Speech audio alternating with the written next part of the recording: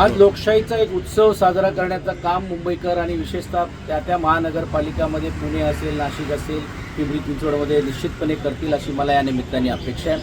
आपण बघितलं असेल की महानगरपालिका निवडणूक म्हटले तर आपण वॉटर, गटर, मीटर आणि विकासाची कामं करतोय. परंतु विरोधकांनी या निवडणुकीला विकासाच्या मुद्द्यावरती बाजूला ठेवून पहिला सुरुवातीला भ्रष्टाचाराचा आरोप केला, ते सिद्ध करू शकले नाही, लोकांनी त्यांना नकारला.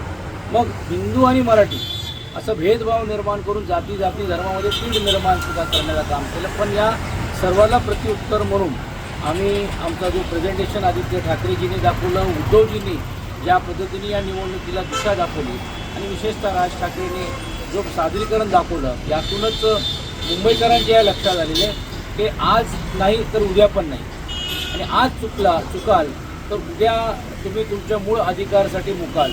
ही भूमिका घेऊन मला असं वाटते आम्ही मतदारांकडे अत्यंत चांगल्या रीतीने प्रचार करण्याचं काम केलेलं आहे. आणि आम्हाला खात्री आहे की मुंबईतली आणि तमाम महानगरपालिकेतली शहरा भागातली जी जनता आहे, पुणे असेल, पिंपरी चिंचवड असेल, हे आमच्या या युतीच्या मागे आणि पक्षाच्या मागे उभे राहून एक नवीन प्रवाहाला सुरुवात करण्याचं काम उद्याच्या काळामध्ये करतील अशी अपेक्षा आहे.